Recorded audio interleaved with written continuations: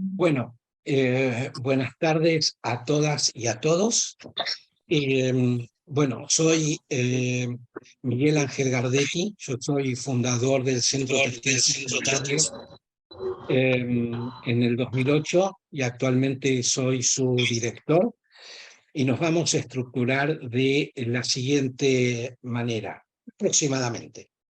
Yo voy a presentar institucionalmente a Otra y Otro y al Centro Textil Sustentable. Luego María Eugenia va a hacer una brevísima introducción a la temática paraguas que da marco a estas tres masterclass, que son diseño, moda y ecofeminismo. Quizás ella se vuelque más a ecofeminismo porque hemos estado detectando y seguimos detectando confusiones de lo que significa ecofeminismo.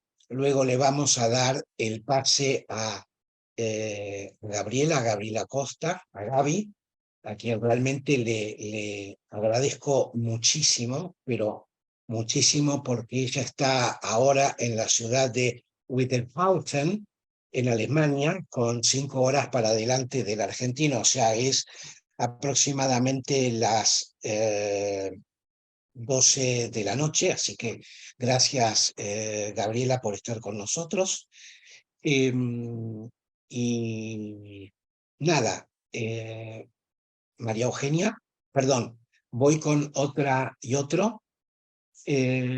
Otro es simplemente un sello editorial, quizás un poquito más de un sello editorial, que pretende convertirse en una plataforma para voces marginadas de todo el mundo, pero prácticamente o principalmente de Latinoamérica y de los pueblos originarios. Y lo que intenta hacer esta plataforma es llevar esas voces invisibilizadas al área del diseño, de la moda, del lujo, de los textiles. Ya publicó su primer libro, cuyo título es América Latina Alternativa, la voz que el diseño y la moda no escuchan. Por su parte, el Centro Textil Sustentable intenta brindar al sector textil y de la moda una perspectiva más amplia que pueda garantizar que los aspectos sociales, ambientales y culturales sean totalmente integrados a la toma de decisiones. Así que, sin más, María Eugenia, gracias también por estar y ilustrarnos acerca de esto de el diseño, moda y ecofeminismo. Bueno, gracias Miguel, hola, buenas tardes, buenas noches o buenos días, según donde estén. Soy Eugenia Polecelo, y bueno, estoy organizando también estas masterclasses. De mi parte, sin explayarme mucho, les agradezco mucho por estar dedicando su tiempo y el interés en estas temáticas. Y paso a hacer una breve introducción para ir empapándonos un poco de los conceptos que Gabriela después nos va a profundizar. Voy a compartirles pantalla brevemente, así que espero que me puedan ver y espero que me confirmen. Está ok. Está bien, ¿no? Bien. Bueno, habían como muchas palabras, ¿no? Dentro de esta invitación a la masterclass que estamos ofreciendo, que están acá descritas: diseño, moda y ecofeminismo en el marco del cambio climático y el activismo. Para empezar, parecerían como palabras que no están muy relacionadas en cuanto a su nexo, y el desafío que vamos a plantear es justamente unirlas. En términos del cambio climático, una de las cosas que más evidencia en cuanto a la acción que tienen las sociedades y cada una de las personas a nivel individual es un poco el relajo en que es una actividad que no tiene tanto sentido en una escala individual, sino es exigida a escalas mayores, ¿no? Esta idea de ¿para qué aportar mi granito de arena? Si en realidad hay otras personas con mucha más porción de torta, por así decir, de capital, a las cuales hay que darles esa exigencia. También este contexto de que parecieran que nuestras actividades no están muy conectadas con eso que es la protección del ambiente en términos de cambio climático. Un poco que nos hacen creer que nada de lo que hagamos va a cambiar lo que va a suceder. Y que cada una de nuestras actividades económicas o productivas parecieran no tener como una alternativa, como que aprendimos a hacerlas dentro de este sistema de capitalismo y no existen otras alternativas. Entonces, justamente pensar como prácticas económicas y productivas a la moda y al diseño, y jugar un poco con esa mirada de vincularla hacia los activismos y el cambio climático es el ejercicio que queremos hacer en esta instancia. Buscar que precisamente no sea algo encasillado en la disciplina en la cual estamos formados, formadas, o que tengamos nuestra correspondiente especialidad, sino nutrirnos de la diversidad de saberes. Y eso va a ser clave en lo que queremos construir en estas clases. Y ahora, bueno, me queda un segundo término, pero es lo que mencioné anteriormente, esta idea de que estos escenarios globales y muy grandes pareciera que nos achican un poco en nuestra dimensión del cambio real que podemos hacer. Esa es una distorsión que nos plantean para un poco buscar el rol pasivo de nuestros activismos. Realmente existe una capacidad enorme, como agentes y ciudadanos, ante estos escenarios globales, que lo que van a tener como consecuencia es una exacerbación de las vulnerabilidades presentes. Entonces, es interesante proponernos no caer en ese rol pasivo de que no hay nada que podamos hacer. Una de las cosas que más concierne a la actividad social como seres humanos es precisamente el fortalecimiento de la cooperación, no de la competencia entre espacios, ¿sí? Bueno, ¿y qué hay en todo esto de decolonialidad? Bueno, precisamente en un mundo que busca compartimentalizar los saberes y darles unas jerarquías a unas sobre otras, realmente considerarlas a todas desde una perspectiva transversal y horizontal es de por sí una acción de resistencia, una práctica a la que, aunque pensemos que no es así, la realidad es que no estamos muy acostumbrados ni educados en intercambiar saberes de esa manera. Por ejemplo, seguimos teniendo sesgos de que las ciencias exactas son mejores que las ciencias sociales, por ejemplo, y eso ya habla, ¿no?, de una jerarquía y un aporte de valor que le damos a cada una de los saberes, que en definitiva es el que no es a partir de no es sino a partir de la mezcla de ellas que surgen los saberes más ricos. Entonces, la propuesta del ecofeminismo en este sentido, y desde la perspectiva decolonial del ecofeminismo, ¿sí? Porque hay ecofeminismos que capaz no tienen estas miradas de colonialidad y se basan solamente en como la suma algebraica del ecologismo y del feminismo y ya. Pero la realidad es que en sus raíces los ecofeminismos tienen una base importante de crítica a esos sistemas de saberes compartimentalizados, impuestos, y también que tienen esquematizada una jerarquía de su valor. Entonces, el aprendizaje que da justamente el ecofeminismo en esto es: tenemos que saber integrar saberes, valga la redundancia. Tenemos que aventurarnos a juntarlos, a intercambiarlos, y no desde unas ideas solamente de, bueno, les doy una participación muy mínima, sino en igual peso en la toma de decisiones. Y por último, lo que quería acotar de esto es la oportunidad que nos ofrece la decolonialidad dentro, ¿no?, de este abanico, de pensarnos de otra manera en cuanto a esa carrera que supuestamente nos plantea el sistema capitalista. Es decir, pensarnos en un esquema de crecimiento lineal, por más que ya hemos estado aprendiendo por ahí que el sistema lineal no tiene un buen resultado, que nos lleva a seguir poniendo problemas abajo de la alfombra, seguimos un poco con esa idea de pelear por la zanahoria y seguir corriendo atrás de la zanahoria. Entonces, el marco decolonial que ofrece el ecofeminismo, y a su vez que el ecofeminismo le aporta a la colonialidad, ¿no? Trata un poco de decir, bueno, no tenemos que pensar sí o sí que las vías de crecimiento son solamente aumentos de, por ejemplo, acumulación de dinero, acumulación de tierra, una expansión geográfica de un determinado producto o actividad económica. Porque justamente hacerlo significaría que estamos poniendo ciertos valores o ciertos indicadores como de mayor valor que otros. Y la idea de todo esto es decir, bueno, en el centro de nuestra actividad está la reproducción de las vidas en un sentido de calidad, no solamente en un sentido monetario o productivo en términos de capital.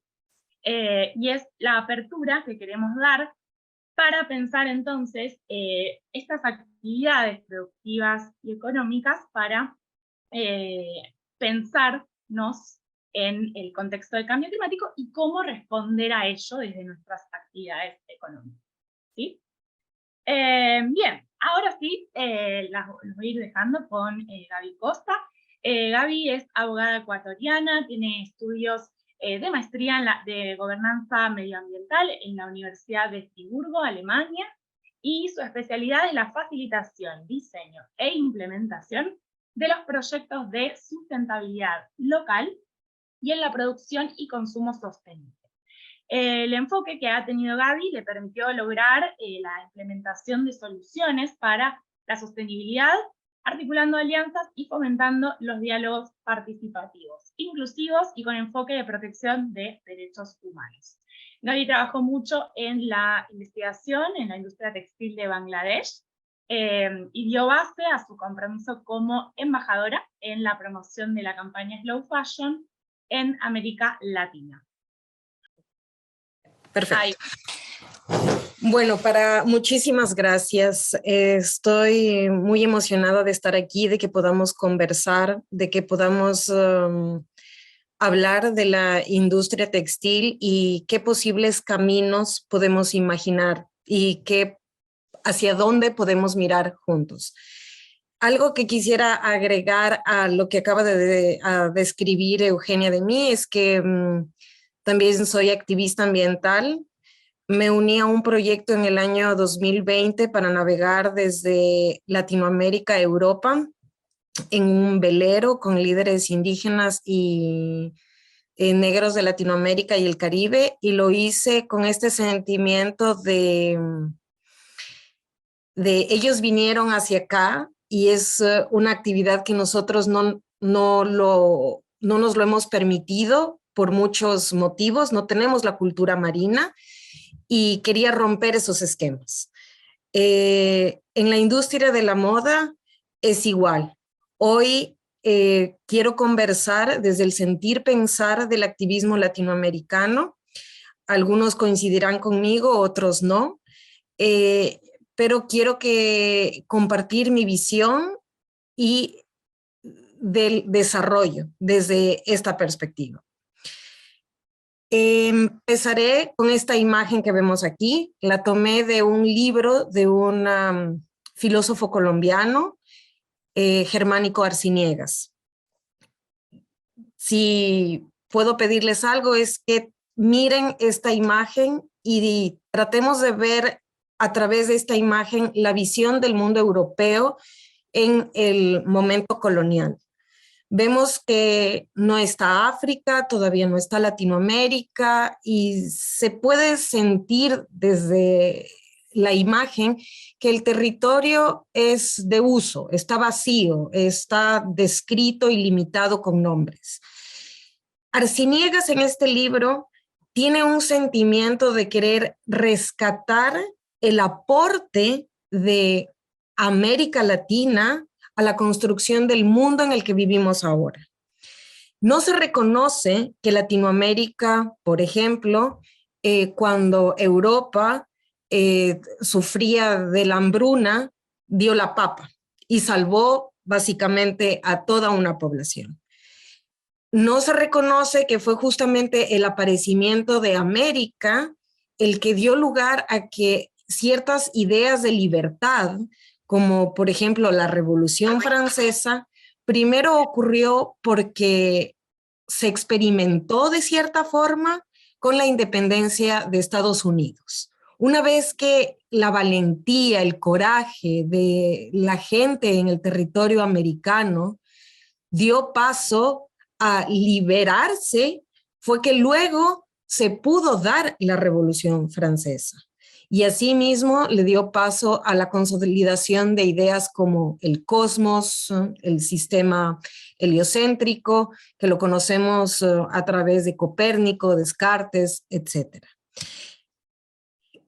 Arciniegas, en su obra literaria, Cuando América completó la Tierra, trata de invitar al lector a reflexionar qué rol importante jugó América y sigue jugando en el desarrollo del mundo. Sin embargo, a que siempre en esta jerarquía de valores y de conocimientos ha sido relegada. Cuando hablamos de nuestras raíces latinoamericanas, hablamos de las diferentes perspectivas del ecofeminismo, hablamos del colonialismo. Para eso necesitamos entender cuál es la cosmovisión andina. En la cosmovisión andina, el mundo, a diferencia de en la visión occidental, el mundo es la Pachamama, es la madre. Y como podemos ver en este gráfico, está integrada, es holística, tiene color, tiene vida. La sola imagen ya habla de un sistema ideológico diferente en el cual se basa en la complementariedad, en el balance. Hay una interacción y una interconexión absoluta en todo el sistema y en el cual rige la vida, los ciclos de vida. Esa sabiduría hoy por hoy se está denominando la modernidad. Se habla de las nuevas modos de producción sostenibles, circulares, bioorgánicos, pero eso no es otra cosa que regresar a las raíces, regresar a un sistema de pensamiento que ya existía, pero que fue tachado o que fue jerarquizado en inferioridad por no estar acorde a un sistema de medición, a un sistema de comprobación creado en otro contexto para otro estilo de vida. Y se le quitó valor. En esta imagen podemos ver un poco como el conflicto entre estos dos mundos. Mientras que en el universo indígena no existía la monogamia, sino lo poliamoroso, se admitía la homosexualidad, todas las tendencias sexuales, varios dioses, varios sistemas de creencias. El colonialismo se basaba más en un sistema de violencia, en el cual se violentó al territorio, se violentó a los habitantes, se violentó a la ideología. Recordemos el capítulo de Atahualpa con los indígenas, en el cual a Atahualpa le costó la vida no poder entender que la Biblia representaba y recogía a un solo Dios, cuando él normalmente se comunicaba y sentía todos los demás dioses, el cielo, el aire, las nubes, la comida, etc. Y aquí nace algo importante en este conflicto, que hasta el día de hoy tenemos, por lo tanto, hablamos de neocolonialismo, que es el racismo. Aquí se empieza a dividir a las sociedades según el color de piel, se la matiza según el color de piel y asimismo se empiezan a distribuir los derechos. Entonces, cuando el día de hoy hablamos de racismo, hablamos de que ciertas personas, en base a sus características físicas, tienen menos derechos. y se los segrega, se les disfrutan de otras condiciones de vida incluso. Por ejemplo, las favelas brasileras, que únicamente a finales del siglo pasado se reconoce a los negros como seres humanos. Y como no tenían a dónde ir, se les dio el territorio con peores condiciones geográficas. Y ahora viven enfrentados al día a día a condiciones que ponen en riesgo su vida, como deslaves, etc. Lo mismo en varios otros países de Latinoamérica, por ejemplo en Colombia, los indígenas también fueron reconocidos a principios de 1900, o sea, no eran personas, y estamos hablando ya de tiempos absolutamente modernos. Actualmente, pese a que son los cuidadores de la naturaleza, es la población mundial más vulnerada y que está en mayor riesgo. En esta contienda de desarrollo y de buscar el confort, la primera industria que se desarrolla es la de la ropa. Recordemos que es la primera que se integra en la globalización a través de la interacción de todos los pasos de la cadena de producción. Esta industria es la única hasta el día de hoy que no puede ser automatizada ni digitalizada al 100%. Es decir, por ejemplo, en los carros, las computadoras, ya hay ensamblaje automatizado en la cual no se necesita a la mano humana. Pero las prendas de vestir, pese a que ya hay procesos que se los puede hacer, como cortar el patrón en láser y otras actividades, es el ensamblaje, la costura de la prenda que no se puede reemplazar con una máquina. El peso, la precisión que se necesita solo puede ser manejado con manos humanas. Y es la primera industria que normalmente un país en lo que se denomina vías de desarrollo puede implementar para incrementar el ingreso económico y reducir, por ejemplo, la participación en la agricultura.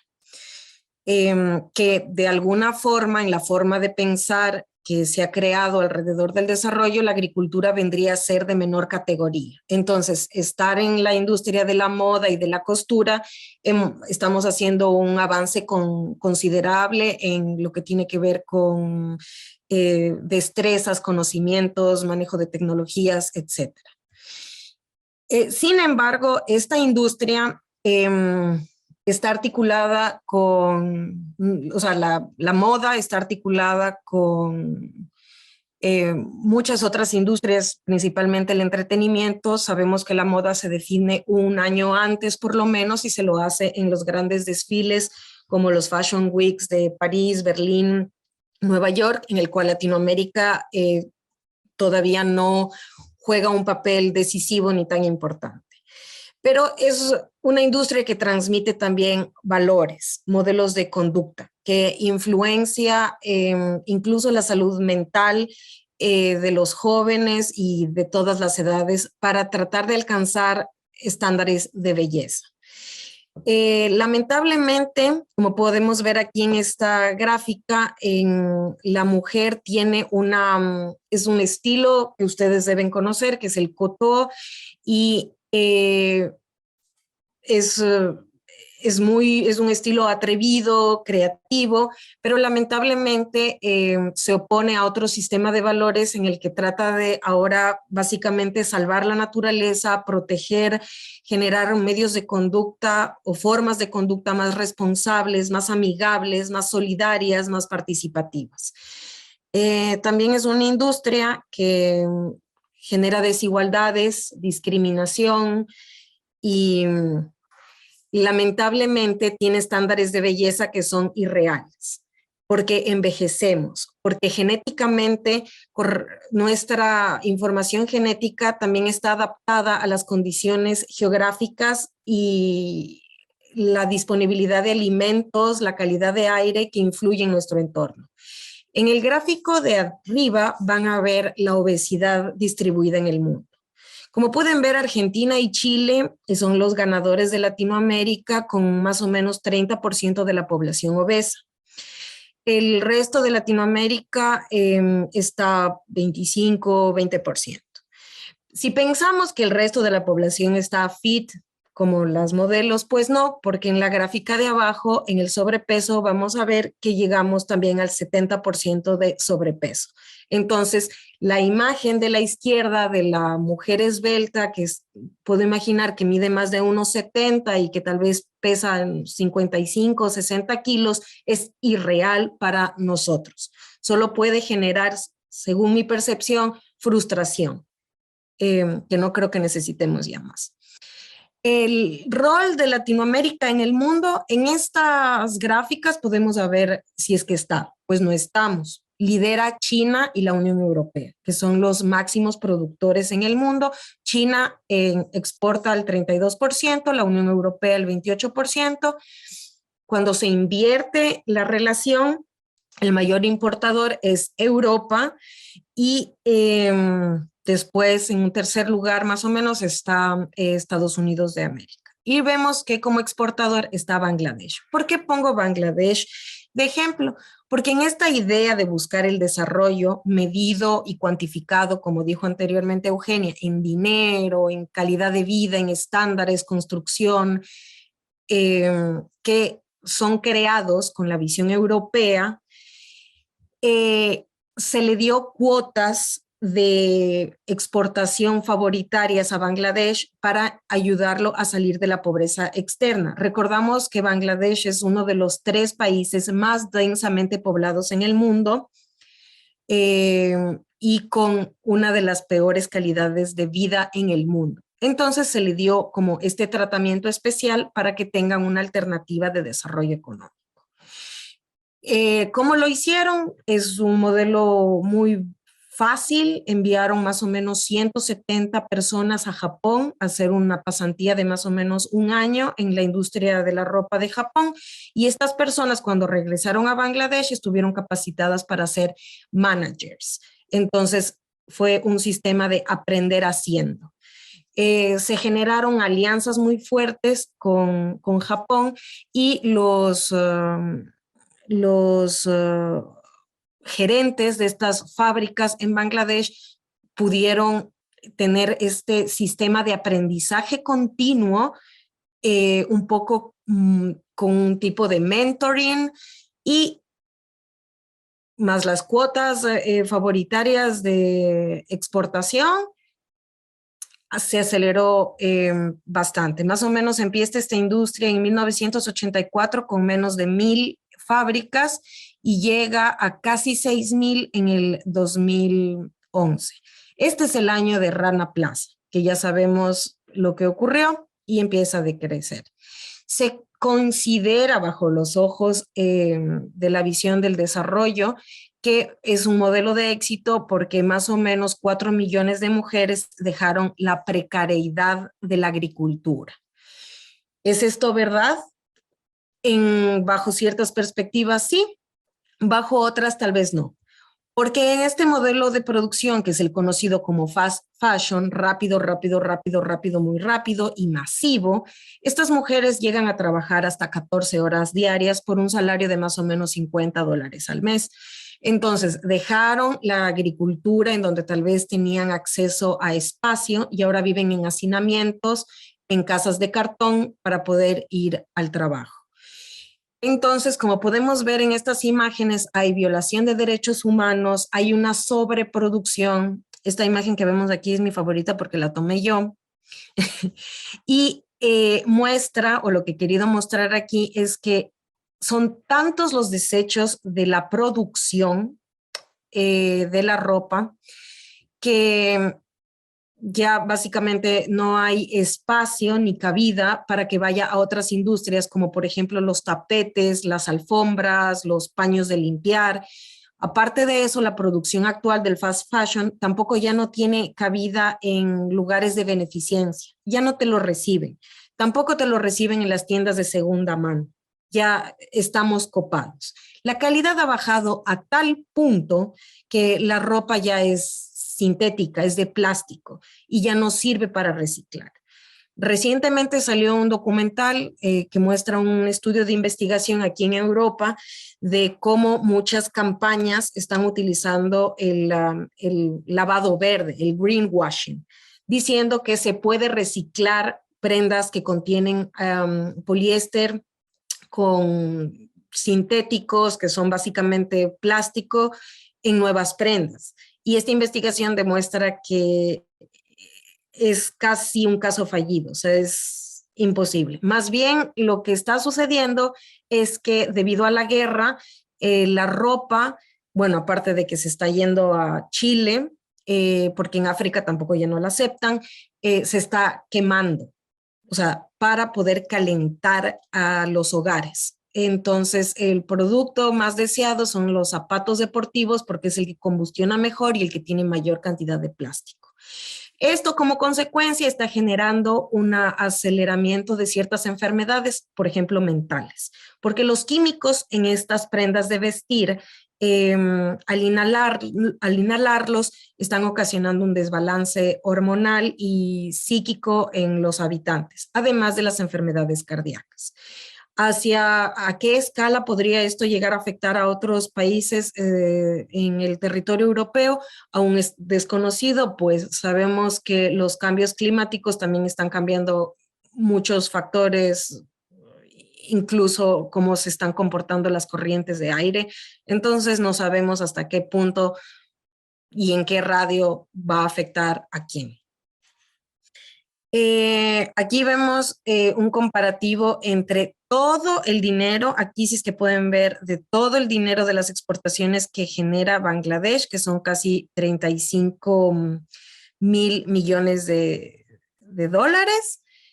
El que está abajo, el gris, que es casi 31 mil, le pertenece al sector textil. O sea, es indudablemente el sector que mueve la economía de Bangladesh.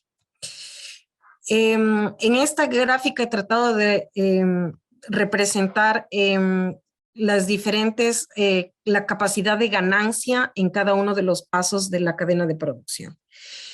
El diseño es el que gana muchísimo más, ya sea si tienes solo la marca y no tienes responsabilidad en ninguna otra de los pasos de la cadena de producción, o si tienes la marca y la producción. La cantidad de personas que trabajan en Europa en estos pasos son más o menos 2.000 personas, mientras que como vimos en Bangladesh son 4 millones, solo en un país, sin tomar en cuenta todos los demás que están involucrados.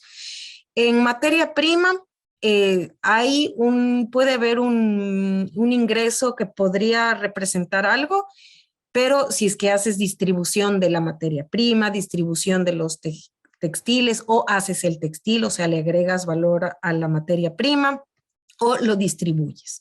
Pero si estás en la parte del ensamblaje, la cantidad de ingreso es nula.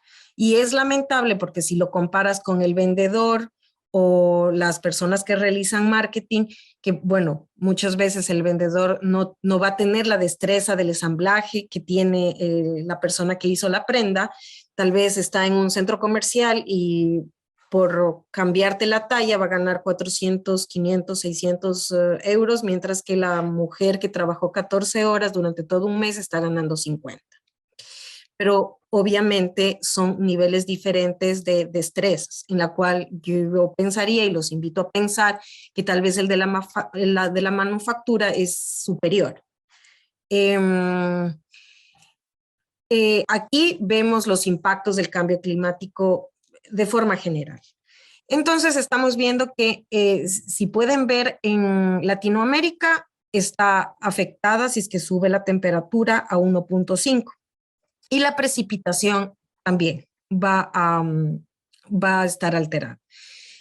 Esto va a generar y ya está generando elevación de las temperaturas, se nos están derritiendo los glaciales, tenemos sequías mucho más fuertes, el aumento del nivel de los océanos también está haciendo que perdamos territorio, están desapareciendo especies, la seguridad alimenticia está comprometida, los riesgos de la salud también, y la pobreza y la migración climática están aumentando. Ahora, si podemos ver, los impactos son muchísimo más fuertes, por ejemplo, aquí en América Central, el norte de África, América Latina, pese a que nosotros en el marco de las actividades económicas no tenemos tanta influencia como otros países. ¿Por qué le importa al mundo occidental el cambio climático? ¿Por qué? Si las afectaciones están más tal vez en nuestro lado del continente. Pues es la incertidumbre. No importa en qué lugar del mundo usted esté, puede estar en Miami, puede estar en París o en Tokio o en Argentina, que es imposible determinar en dónde, en qué momento va a haber un incendio forestal, va a haber una inundación, y ya lo vimos todo el año pasado en España, en el norte de Europa, en la misma Alemania, que se inundaron ciudades y que hubieron muchos incendios forestales. Esa es la preocupación que tiene el norte global, que no puede controlar en dónde van a caer los impactos del cambio climático. Y por eso es que en este preciso momento tenemos la tensión del mundo del norte global respecto a qué podemos hacer y qué podemos ofrecer, e incluso qué debemos exigir para que los impactos sean mitigados y para que nos podamos adaptar. Aquí sabemos que el cambio climático se produce por este modelo de desarrollo industrial, y es la producción de gases. Los gases los producimos tanto los seres vivientes, los animales, los seres humanos, las plantas, y esos son gases orgánicos, pero también hay los que se producen artificialmente a través de la combustión de fósiles y otros. La duración de estos gases, estoy seguro ustedes ya saben, supera los 100 años. Entonces ahí está el problema, que estamos cargando una factura por pagar desde que inició la industrialización. Hay gases que duran en el ambiente 120 años, uno de los que dura más son justamente el metano, el CO2, los de efecto invernadero. Y aquí vemos el de efecto invernadero, pero lo vemos de forma prácticamente, cuando queremos ver a la industria textil no le podemos dar una sola porque es un poco transversal, o sea, necesitas la energía, el transporte, la parte de la agricultura, y lamentablemente en el modelo de producción en el que estamos ahora no hay un manejo de residuos, como les comenté anteriormente. Ahora, la emisión, por ejemplo, de CO2 en este mapa, podemos ver que Latinoamérica, África es considerablemente menor que los países del norte global. Estas cifras son variables y pueden cambiar, porque cuando vemos, por ejemplo, las exportaciones e importaciones, nosotros producimos menos, por lo tanto no los emitimos. Pero el momento en el que importamos productos de China, en cambio, ese balance cambia, se da la vuelta. Entonces, todo este cálculo de las emisiones es un sistema tan complicado que termina generando duda. Pero bueno, lo que sabemos es que la ONU ya declaró que la industria textil está en estado de emergencia y que es la segunda a nivel mundial más contaminante, y que la mitad de los consumidores por lo menos no confía en las marcas sostenibles por falta de información o porque no cumple con las expectativas. Lo bueno es que parece que va a haber un 2% de crecimiento en todo el sector. Ya en el 2021 creció 10% y ha llegado a nivel mundial a 7.000 millones de dólares. Y se espera que crezca 2% más en el siguiente año.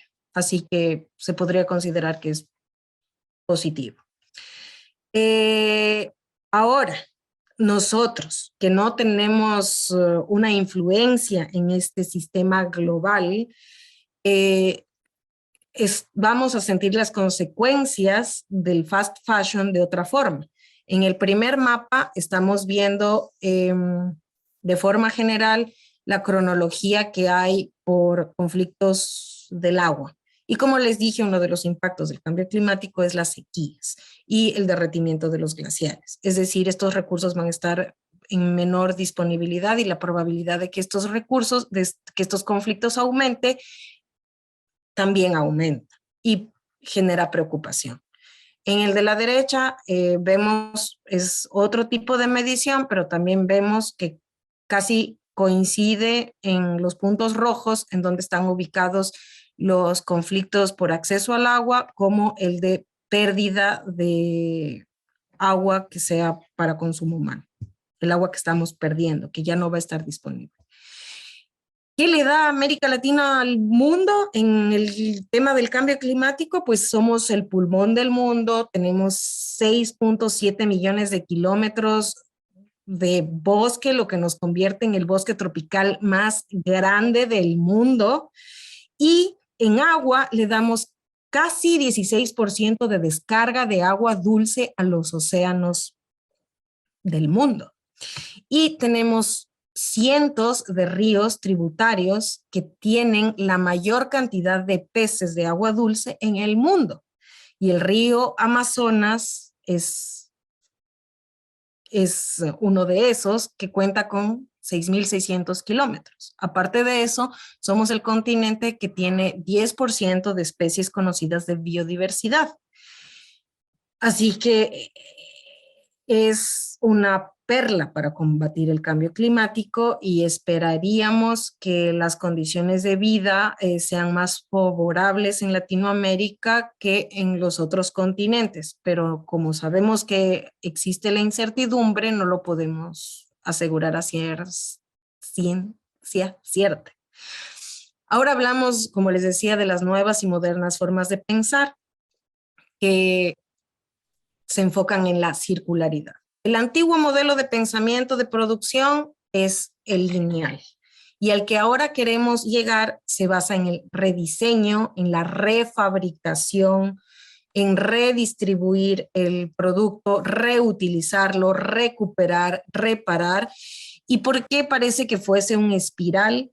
Porque la intención es que los desechos de una industria o de un producto sirvan para la generación de otro. Entonces pueda seguir siendo circular. ¿Cuál es el rol de los productores de la industria textil para combatir el cambio climático? Desde Latinoamérica, ¿podemos competir en el fast fashion? Con esas cifras, tal vez la respuesta es no. ¿Cuál sería nuestro compromiso y también nuestras fortalezas?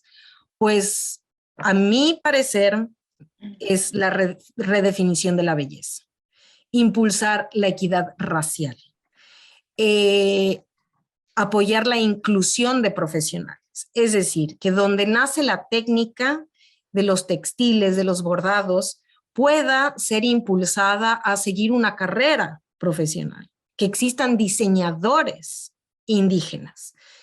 No puede ser posible que sigamos con la gloria de Óscar de la Renta, de Carolina Herrera, y que los nuevos talentos latinoamericanos no sigan floreciendo, así como los desfiles y la creatividad que viene de Latinoamérica. Esta diversidad en color, en vida, que es lo que nos distingue a nosotros, que es nuestra fortaleza, nuestras ganas de vivir. Latinoamérica, como lo vimos geográficamente, es vida y no puede convertirse en un basurero. Y ahí hay muchos roles y ahí es donde viene la acción.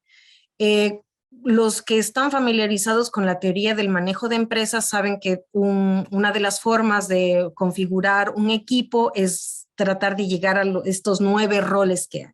¿Quién es el que influencia? ¿Quién es el que motiva? ¿Quién es el que planifica? ¿Quién es el que crea? ¿Quién es el que le da forma? Y en cada ese es solo un ejemplo de que cada uno de nosotros podemos ser o portavoces o idearios o coidearios, apoyar a alguien que ya tenga una idea. A la final, el surgimiento de la moda sostenible no nace sino del activismo. Fue Rana Plaza lo que hizo que los consumidores bloqueen ese consumo. Y fue la pérdida de las ventas lo que hizo que aparezca o le empieza a dar forma a este cambio de paradigma. Este es un resultado de un reporte de McKinsey, no está especificado para la industria textil, pero nos pone criterios en varias empresas latinoamericanas en las cuales se responde a qué son los obstáculos para desarrollar su propio negocio. Y aquí creo pertinente el comentario de Eugenia, de repensarnos también las herramientas que podemos como latinoamericanos utilizar. La primera obstáculo es el capital. Sin embargo, a través de alianzas están apareciendo otras formas complementarias o suplementarias al sistema financiero, como las monedas sociales, que es, si las están usando con su propia configuración en Europa, apoyadas por los municipios, en Latinoamérica puede tener totalmente otra configuración que responda a nuestras necesidades, a nuestra cultura, a nuestros principios, a nuestros objetivos, pero la recomendación sería no bloquear, no porque es nuestro no vale, que es lo que hablábamos de la jerarquía de qué conocimiento o qué experiencia vale más. ¿Por qué es importante la equidad racial? Porque si seguimos fomentando la cultura del cuerpo perfecto, del pesebre de Navidad con la Virgen María rubia y todos los demás somos los pastores, nos estamos afectando a nosotros mismos. Este también es de McKinsey y es un reporte que hacen en Estados Unidos sobre cómo reaccionan los trabajadores a la inclusión.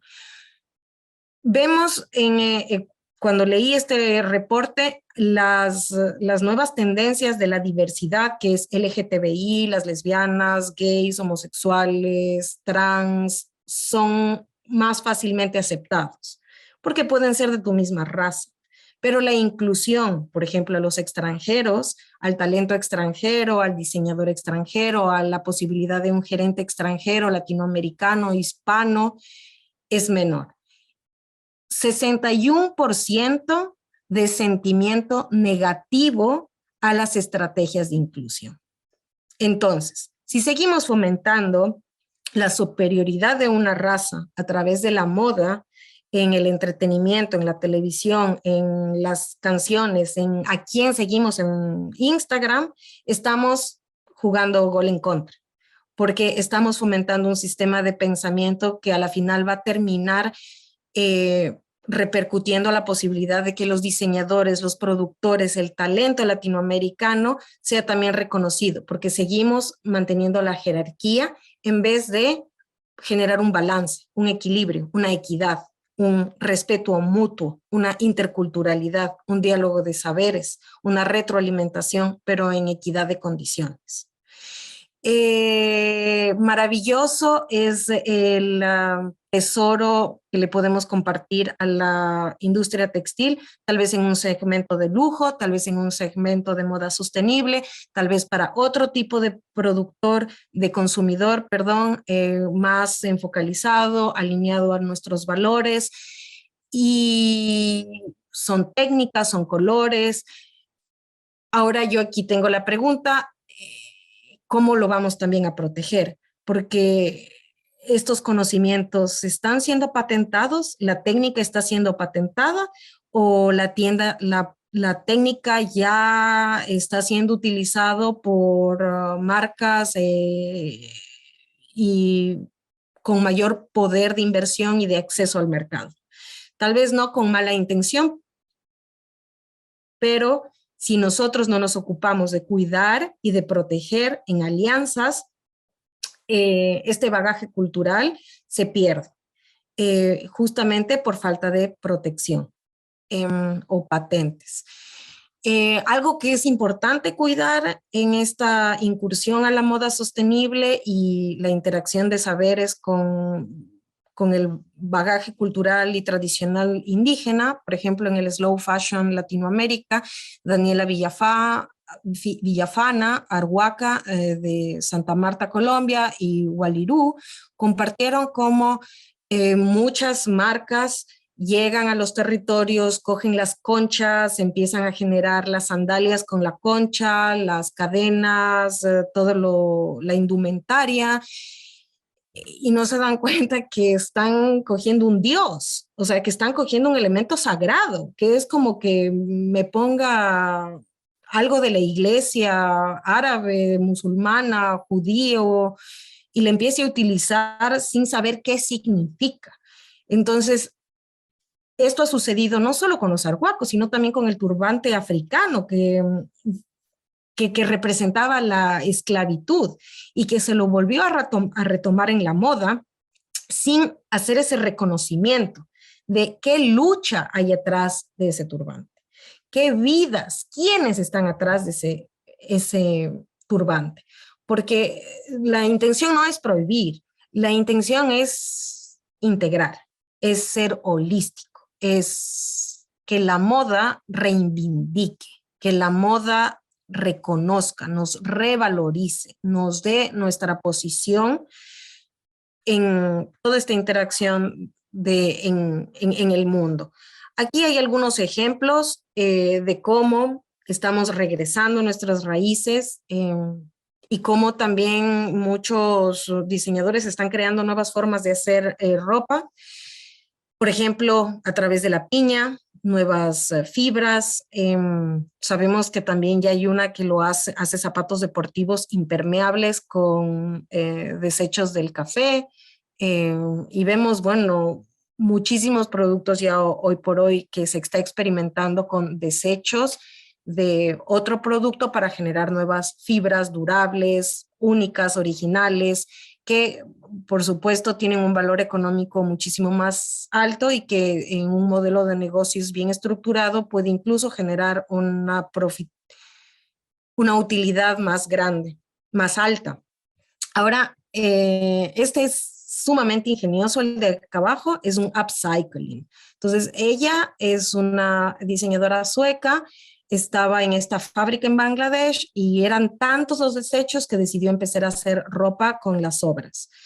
Y claro, o sea, realmente necesitas un nivel de experticia muchísimo más alto para poder llegar a hacer un vestido con los restos. Y también el valor económico fue mayor, hicieron una medición de cuánto se reduce por prenda y ella generó como su propio modelo de cómo se vería la cadena de producción bajo su lógica, que me parece un intento no solo genial, atrevido, innovador, sino valiente. Porque aunque usted no lo crea, las mujeres en Europa tampoco es que tenemos los mismos problemas de representación y de liderazgo que pueden haber en Latinoamérica y en algunos sectores incluso mayores. O sea, recordemos que Victoria's Secret durante años fue liderada y diseñada por hombres para servir a un producto que íbamos a usarla nosotras. Otro tema que es muy importante en la moda es justamente esto, la reivindicación. Otro ejemplo es que ahora el mundo habla de las soluciones basadas en la naturaleza, sin reconocer que esas soluciones no son basadas en la naturaleza. Esas soluciones son indígenas, son de sabiduría indígena que ya estaban ahí desde antes. Entonces, lo que decía Eugenia al inicio es totalmente cierto. Los indígenas crean un tipo de ciencia, una sabiduría, un conocimiento a través de la observación, la reflexión, la experimentación, y así es como se ha alimentado a la industria farmacéutica, a la industria del textil y muchas otras industrias. Y hacer ese reconocimiento y en el lenguaje es también importante, porque esa ya es una conquista. Cada palabra que se utiliza, cada rostro que se utiliza ya es una conquista porque es una forma de comunicación. Y el mundo, como sabemos, como lo dicen los académicos, es una construcción social con un componente de comunicación y de generación de ideas muy, muy potente. Antes de terminar, yo quería, esta foto me encantó porque yo veo muchísima más belleza en esta foto, con estas sonrisas, con esta pluralidad, con esta diversidad, que en una foto en el cual incluso la postura del cuerpo no es natural y no sé, como que es una interacción que a mí no me convoca. Pero estaba pensando en, antes de dar paso a la pregunta de cómo ustedes, en cambio, ven que las circunstancias podrían ser, o qué necesitarían ustedes para arriesgarse a una nueva forma de producción o de generación de ideas en Latinoamérica.